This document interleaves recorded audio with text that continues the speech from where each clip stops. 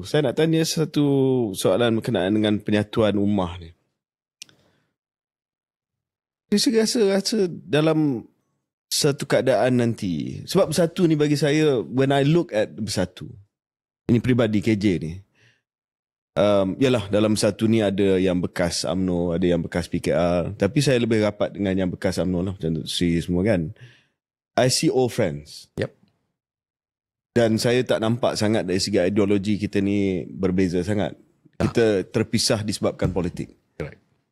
Dan bagi saya lah, mungkin dalam UMNO ada yang sangat-sangat anti Bersatu sebab politik juga. Tapi bila saya melihat kepada Bersatu, dan kalau sekiranya saya kembali ke UMNO ataupun mana-mana lah, saya ingin melihat bahawa, you know, why tak berani sebut kembali UMNO atau bersama Bersatu? Whatever tu whatever lah. Tapi saya kata whatever sebab bagi saya at some point down the line, kita akan bercantum balik. Ini adik-beradik yang sekarang ni terpisah akan sebab tertentu. Ya, akan bercantum balik. Adakah Datuk Seri rasa pun begitu? Ini susah dalam keluar sekejap ni because bulan Ramadan. Sebenarnya saya tak nampak pun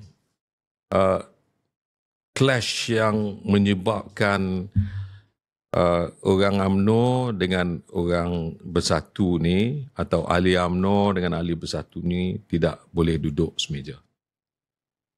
Saya tak nampak. Hanya apabila pemimpin buangkan ego masing-masing, look down, fikirkan masa depan, perjuangan yang sama, wadah yang sama, I think the game is over. Sama ada KJ masa tu dalam UMNO ataupun dalam Bersatu, Syaril dalam UMNO, KJ dalam Bersatu, saya dalam Bersatu, it doesn't matter. Tapi akhirnya perjuangan itu akan menemukan kita kembali. We can never split dalam direction perjuangan itu. Saya rasa ianya akan kembali. Tapi kalau ada perjuangan itu sama, do we need two parties untuk kepentingan yang sama? Itu maksudnya. Jadi sebab itu saya setuju, yakin ianya akan kembali. Kalau soalan akhir saya nak sambung yang itu juga, sebab bercakap jangka panjang lebih lama, jangka masa yang lebih lama. Tadi cakap soal kepimpinan perlu menurunkan ego.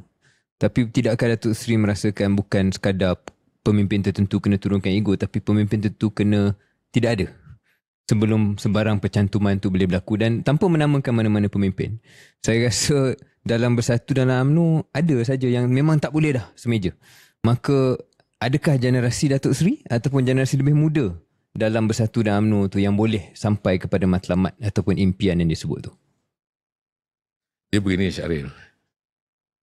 Kalau keluar sekejap ini bukan live, saya boleh bercakap dan menjawab, lepas tu you potong, you live kan. Tapi sebab ianya live, lebih elok kita berhenti di setakat soalan itu dan saya jawab selepas habis sudah kamera